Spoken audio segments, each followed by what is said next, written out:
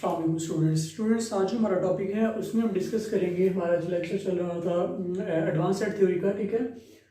उसी से रिलेटेड आज हमारे पास टॉपिक है एक्सपोनेंट्स ऑफ कार्डिनल्स, ठीक है। कि हमने जो प्रीवियस लेक्चर्स हैं उसमें कार्डिनल्स को डिस्कस किया कि कार्डिनल नंबर्स क्या होते हैं, ये कार्डिनल्स क्या होते हैं, ठीक है। फिर उससे रिलेटेड हमने डिस्कस किया था, हमारे पास था थ्योरम जिसमें हमने कुछ थ्योरम्स डिस्कस किए थे, ठीक है। अरिथमेटिक ऑफ कार्डिनल्स को डिस्कस किया था, ठीक है। इन चीज़ों को डिस्कस किया था। आज का जो थ्योरम है उसमें हम डिस्कस करेंगे हमारे पास जो एक्सपोनेंट्स होते हैं कार्डिनल्स के, बेसिकली वो क्या होते हैं और वो कहाँ पे हमें हेल्प करते हैं, ठीक है। तो देखिए जो एक्सपोनेंट्स होते हैं कार्डिनल्स के, बेसिकली हम एक्सपोनेंट्स के जरिए से ये बता सकते हैं कि हमारे पास कोई मैपिंग है, ठीक है। फॉर एग्जाम्पल हमारे पास कोई फंक्शन है, जैसे एफ है फ्रॉम ए टू बी, ठीक है। आपके पास ये है ए और बी, आपके पास क्या है, कोई भी दो सेट है, ठीक है। आप इसके जरिए से हम ये बता सकते हैं कि हम इन दो सेट्स के जरिए से कितने फंक्शंस ड्रा कर सकते हैं, ठीक है।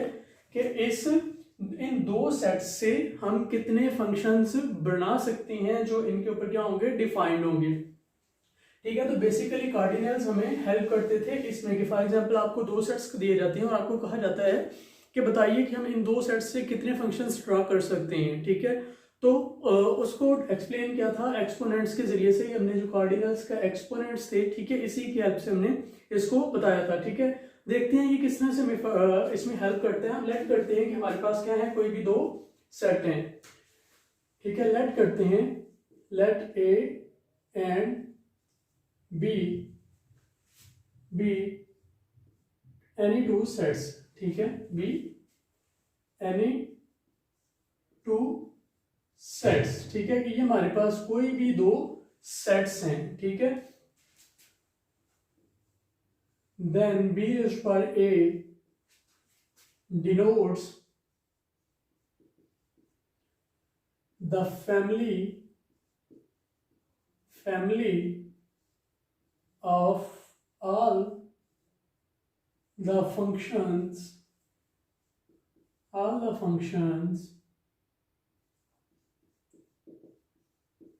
from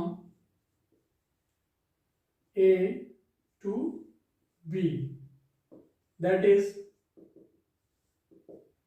कि हमारे पास b raise to power a जो होगा वो किसके इक्वल होगा, वो हमारे पास ऐसे सेट्स होंगे, ऐसे फंक्शंस की फैमिली होगी जो क्या कर रहे होंगे, जो f होंगे a से b की तरफ, ठीक है। कि हमारे पास ये जो सेट है, अब ये वाला जो सेट है, ठीक है, असल में इसमें क्या है, ये फैमिली ऑफ फंक्शंस है, ठीक है। फैमिली ऑफ ऑल फंक्शंस, कि ये सारे फंक्शंस की फैमिली है फ्रॉम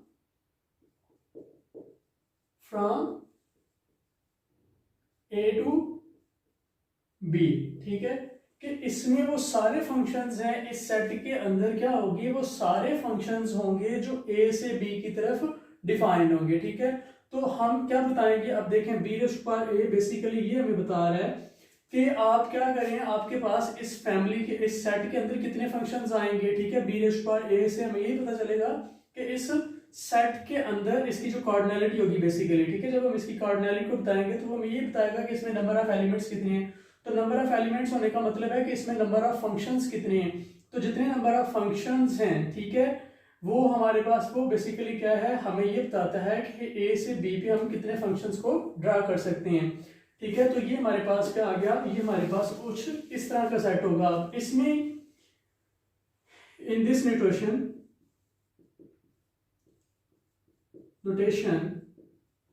ठीक है, in this notation the exponent is domain of function and base is the codomain,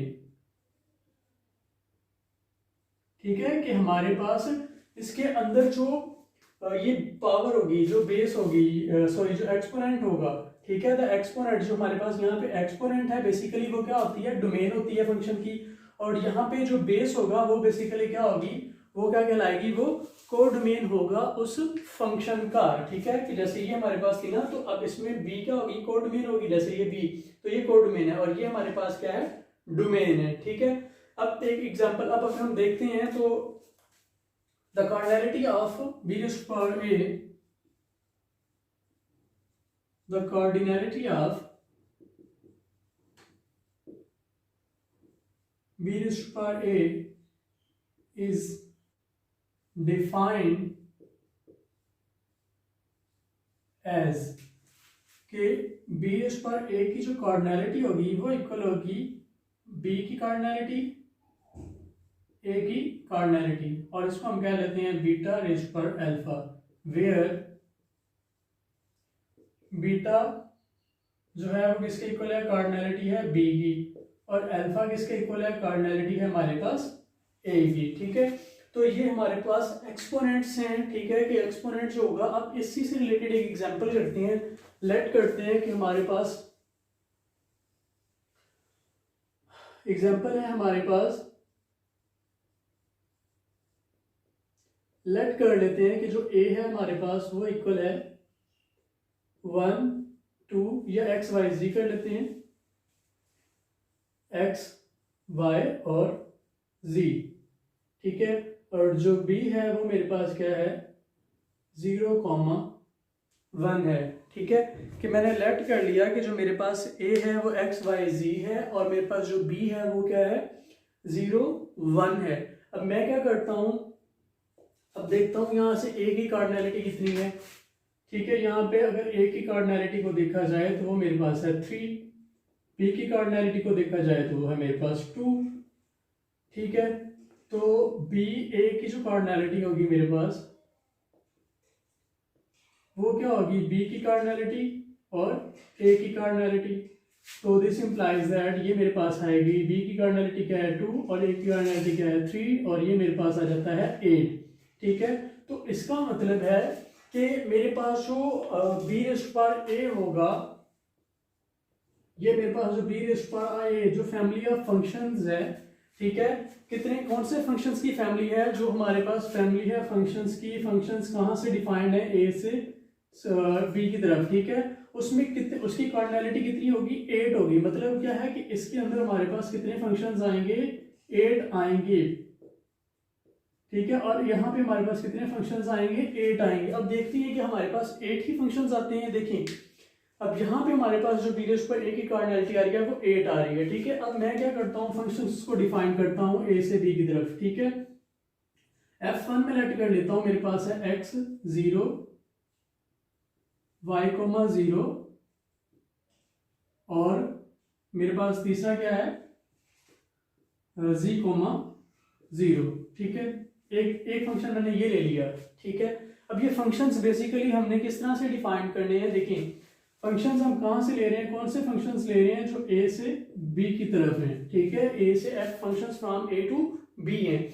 अब ये किस तरह से लेना है, बेसिकली ये जो फंक्शंस हैं ये आप a क्रॉस b का कार्टेशियन जो प्रोडक्ट लेते हो तो उसके क्या आते हैं, सबसेट्स आते हैं, ठीक है। उन सबसेट्स में से हमने फंक्शंस की डेफिनेशंस को पूरा उतरते हुए वो वाले लेने होते हैं फंक्शंस, ठीक है। कि हमने वो वाले लेने होते हैं, वो वाले ऑर्डर पेयर्स लेने होते हैं जो फंक्शंस की डेफिनेशन को फुलफिल करें। मतलब फंक्शन की डेफिनेशन को फुलफिल करने का मतलब क्या है कि उसमें a के सारे एलिमेंट्स आते हो, तो यहाँ पे a के सारे एलिमेंट्स आ रहे हैं, ठीक है। और दूसरी कंडीशन ये होती है कि जो a के एलिमेंट्स हैं वो रिपीट ना हो, तो a के एलिमेंट्स जो है आपने रिपीट नहीं होने देने। उसके बाद b के एलिमेंट्स जिस तरह से मर्जी आ जाए उनके ऊपर कोई इशू नहीं है, वो रिपीट भी हो सकते हैं, ठीक है। और मतलब वो रिपीट हो भी सकते हैं और नहीं भी हो सकते। तो एक ये आ गया, एक दूसरा मैं ले लेता हूं, वो मेरे पास आ जाता है x 0 y 0 और z 1 ले लिया, ठीक है। तो ये उससे डिफरेंट है। इसी तरह से f3 में ले लेता हूं, वो मेरे पास आ जाता है x 0 y 1 और z 0, ठीक है। इसी तरह से f4 ले लेता हूं मैं, जो f4 फंक्शन है वो मेरा किस तरह का है, वो इस तरह का है x 1 y 0 z 0, ठीक है। तो बेसिकली अगर देखें तो ये सारे जो एलिमेंट्स हैं, ये जितने भी मैं एलिमेंट्स लिख रहा हूँ बेसिकली ये A क्रॉस B के ही जो एलिमेंट्स हैं वही मैं लिख रहा हूँ, ठीक है। कि अगर A क्रॉस B लेते हो तो जो एलिमेंट्स आते हैं मैंने उन्हीं को लिखा हुआ है। बस लिखा इस तरह से है कि ये क्या करें, हमारा जो फंक्शन होता है उसकी डेफिनेशन को फुलफिल करते हो, ठीक है। इसी तरह से F5 ले लेता हूं मैं, ठीक है। F5 में ले लेता हूं, मेरे पास F5 जो है वो किसके इक्वल आ जाता है, हाँ जी, ये मैं ले लेता हूं x0 y1 और zb1, ठीक है। F6 ले लेता हूं, वो मैं क्या ले लेता हूं x1 y0 z1, ठीक है। और इस तरह से F7 में ले लेता हूं x1